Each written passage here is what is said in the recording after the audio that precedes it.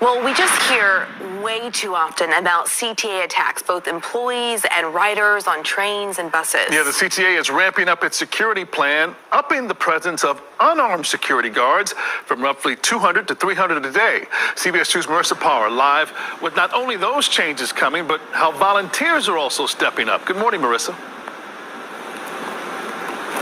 Brian, good morning. Yeah, between the volunteers and the CTA's plan, the collective plan here is to have extra eyes on our trains and buses. And while they're not necessarily working together. Well, they're not necessarily working. Stop right there. Nothing works. There's no solution. None of this will amount to anything.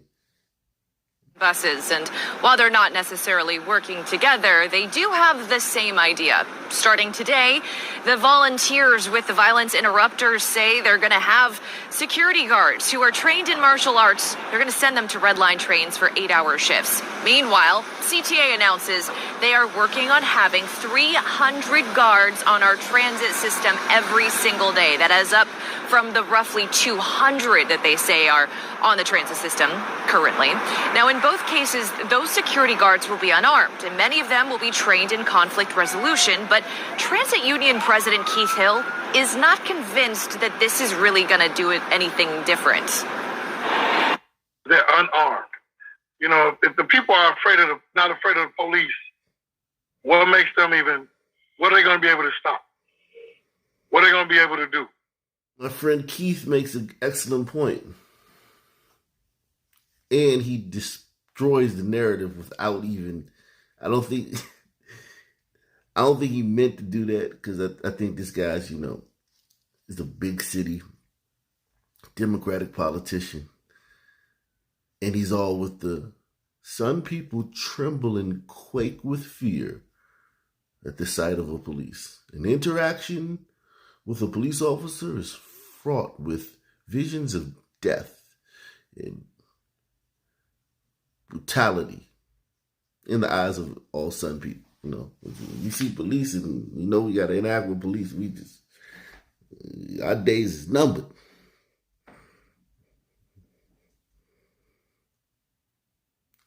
Nothing could be further from the truth. And this guy says it without even meaning to. I know he wants to keep that narrative, but he's responding to something else and getting his signals crossed. Look, there's no solution. And if there is a solution, it's not unarmed guards on the train trying to protect people from being assaulted, and robbed, and killed by Sunmen.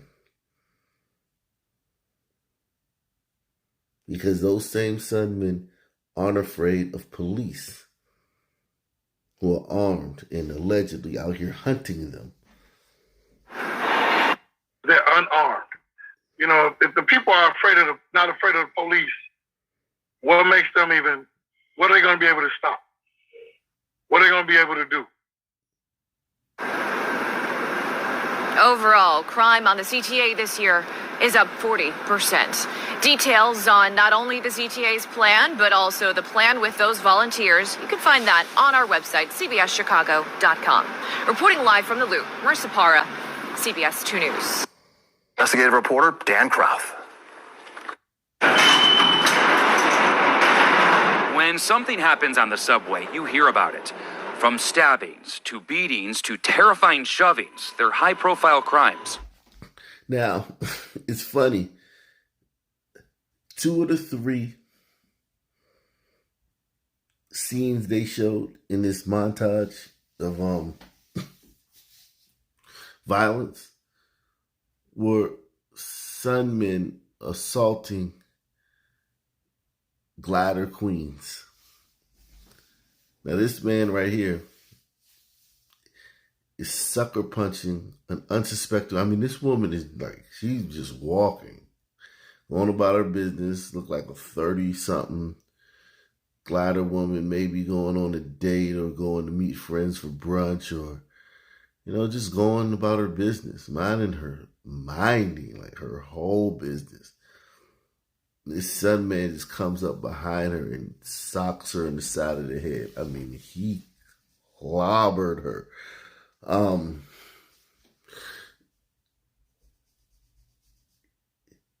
That's interesting, though, that they showed those two incidents. This son man, he pushed this unsuspecting, looked like she may be in her 40s or late 40s, glider woman. I did a video on this when this happened. She was like all the way minding her business. Like, if some people, man, you need to mind their business. Karen's always, this one was minding her business. Okay? She was all the way minding her business when this son man came and pushed her. And he pushed her so hard, she went headlong into the side of the train car head first and like clonked her head first. Boom. And they're shown, it just seems that it's odd that the montage that they show would be this, because this is what happens on these train lines. Every city, so Seattle, New York, Chicago, it doesn't matter. Oakland, anywhere there's a train station, it'll be sun men, unprovoked, attacking glider women in broad daylight in full view of all the other passengers. I just find it odd that they would show those, because they usually try to hide that the biggest victims are crouching tigers, the elderly, and glider women.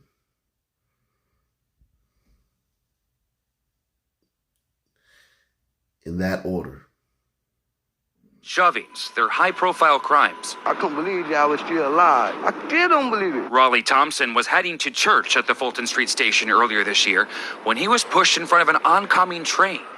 He scrambled to get out, but the train hit his leg. Then, pow, pow, hit me twice. We found crime has increased underground this year, but so has the number of riders, creeping back up closer to pre-pandemic levels. Here are the top precincts where subway crime is happening or has been reported. Precinct 14, that includes Times Square, has the most crimes reported, followed by a section of East Brooklyn, and 3 other areas are tied for third. The Union Square area, downtown, and the Bronx. So I think a lot of us that are studying crime are starting to get a little worried. Oh, you're starting to get worried. You study crime. Okay. So you're studying crime. Well, I study crime too, man. I study crime too, man. And, well, I'll give you a chance. Let's see what you have to say. So I think a lot of us that are studying crime are starting to get a little worried. Professor Chris Herman studies crime in New York City. One of the reasons that we're seeing these numbers go up so exponentially is because the numbers last year were so low. We had so many people not riding the subway, not taking the subway to school, not taking the subway to work. And we searched through police reports to find the top 3 crimes you're more likely to become a victim of while underground. Topping the list, grand larceny or theft. Next up, felony assaults. And the third most common crime, robbery. And we found big increases in all 3 of these crimes this year compared to the same time period last year. Professor Robert Paswell is the former head of the Chicago Transit Authority. He says despite a rise in high-profile crime underground, your chances of being a victim are actually very low. In fact, so far this year, we found your chances are 1 in about 408,000. These are very random events. And you're as likely to have an event like that as to cross the street and have a bus turning hit you. Dan? Amid a rise in anti-Asian attacks in the city and nationwide, the local organization is working to help New Yorkers feel safe. The Asian American Federation hosted an event in Sunset Park, Brooklyn today where people were trained on what to do in an emergency. They learned everything from situational awareness to de-escalation to basic first aid. We believe that the community needs to be trained to keep themselves safe, given the prevalence of Asian American hate in this city, and the fact that just a few weeks ago, we had a gunman running loose on the subways in Sunset Park. The organization says it has trained 1,200 people across the city and so far will hold future events.